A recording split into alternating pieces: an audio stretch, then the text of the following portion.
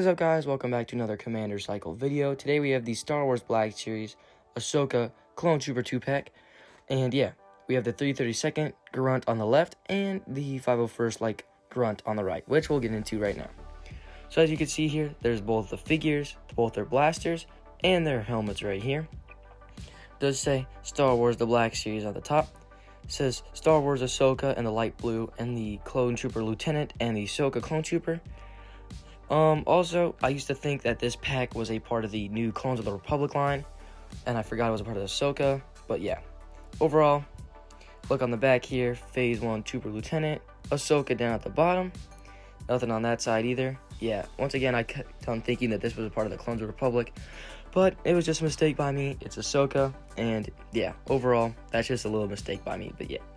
So, to open up these figures, all you gotta do is take it off the lid from the top, pop them out here, and then take them out of the window.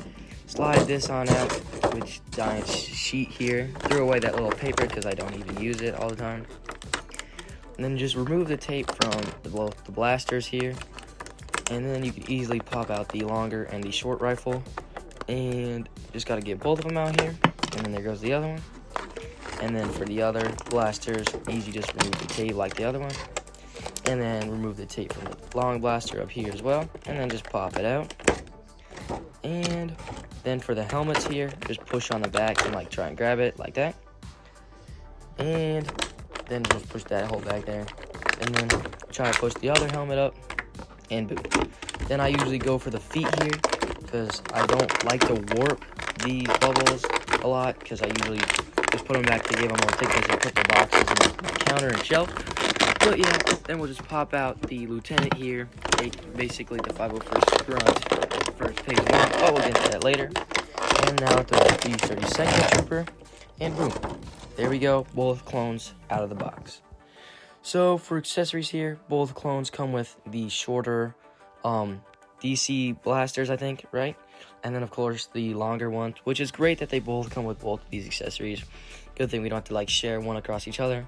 And then for their helmets here, for the Phase 1 Lieutenant, it's got this nice sort of blue paint job to it and the longer sort of V to the mouth. Nothing on the inside, some black paint for the eyes and silver on the mouth guard. Gray over here in the back and black there. And then also for the 332nd helmet, the orange looks really, really good. The Ahsoka print on the top looks cool as well. The black lines over there. Silver on the mouth and those holes, and then gray and then black on the back here. And pretty good sculpt and painting, I think. And of course for the detail on this figure, it's got the same Temuera Morrison head. Other than anything else on this figure, the only thing different, or the paint sculpt to it, here we'll put the helmet on so you can see the trooper. The only paint added to this is just the blue stripes down the sides of the arms here with a bit of weathering and on the gauntlets. Other than that, it's just if you pop off the arms, you probably could just think it was just a plain Phase 1 Clone Trooper. But overall, I think it looks pretty good, and yeah. And then for the 501st here, is got the same paint and around the wrists here, blue on the chest pad and the shoulders, down through the legs and the knees and the calves and everything. So yeah, you can use it as just a regular 501st, because as long as you don't put that 332nd helmet on, you've got a plain 501st. And that one has some blue buttons painted on the back too. But yeah, if you keep the helmet off, you can have a 501st to add to your army. But if you want a 332nd, all you gotta do is pop the helmet on. And for articulation, we'll just take a look at this one Clone Trooper. And so he can look about that far back and that far forward. A little bit of tilt there, swivels all the way around. The arm can't go about that far up. A little bit of side-to-side motion because of the butterfly joint. Can rotate all the way around with the shoulder pad with it, which sometimes doesn't work for all the O-rings. And then the overlay chest can slide up and down, can go that far back, that far forward. Hula hoops pretty nicely. Single jointed elbow can get you that far up a little bit above 90.